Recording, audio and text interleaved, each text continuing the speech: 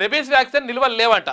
ఏది కుక్క కాటు లేకపోతే కోతి గడిస్తానో కుక్క గడిస్తానో లేకపోతే ఏది అవి ఉంటాయి కదా సుందెలకలు గడిస్తానో రకరకాలు ఉంటాయి కదా. దాంతో మనం అసలు యాక్చువల్గా కుక్క కాటును చాలా తక్కువగా తీసుకుంటారు, కానీ కుక్క కాటుతో చనిపోయిన వాళ్ళు చాలామంది ఉన్నారు రెబీస్ లక్షణాలతోటి.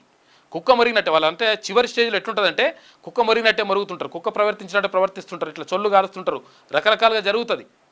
అటువంటి ప్రమాదాన్ని అరికట్టాల్సిన అవసరం దేనికి ఉంటుంది, అరికట్టేటువంటి శక్తి దేనికి ఉంటుంది అంటే ఈ రెబీస్ టీకాలకు ఉంటుంది. అవి ప్రభుత్వ ఆసుపత్రులల్లో నిల్వలు లేవంట, అంటే స్టాక్ లేదు. స్టాక్ లేకపోతే ఎడికి పోవాలి, ప్రైవేట్ కన్నా పోవాలి, లేకపోతే సపడే కట్టడన్నా కూర్చోవాలి. ఇగో ఇటువంటి పరిస్థితులు ఉన్నాయంట. మరి ఈ రెబీస్ టీకాలు కూడా లేకపోతే ఏం లామిగా.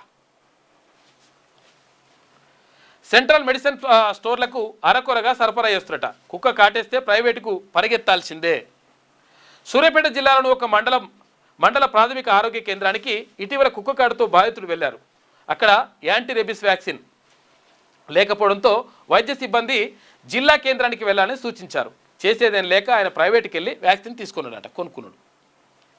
ఆదిలాబాద్ రిమ్స్ ఆసుపత్రికి పెద్ద సంఖ్యలో కుక్క కాటు బాధితులు వస్తుంటారు. ఇక్కడ కొంతకాలంగా ఏఆర్వి సరిపడా లేకపోవడంతో పరిసరాల్లోని ప్రాథమిక ఆరోగ్య కేంద్రాల నుంచి టీకాలను తెప్పించి సర్దుబాటు చేస్తున్నారట.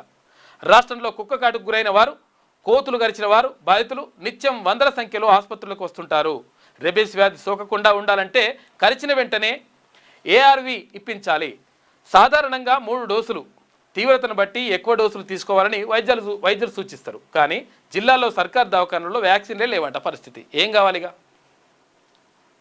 ఈ కుక్క కాడేస్తే కూడా కనీసం ఆ రెబీస్ వ్యాక్సిన్ కూడా లేకపోతే ఏంద్రా నాయన ఇప్పుడు ఈ హాస్పిటల్ ఉండేంది లేకేంది. దీనిపైన దృష్టి పెట్టాలి.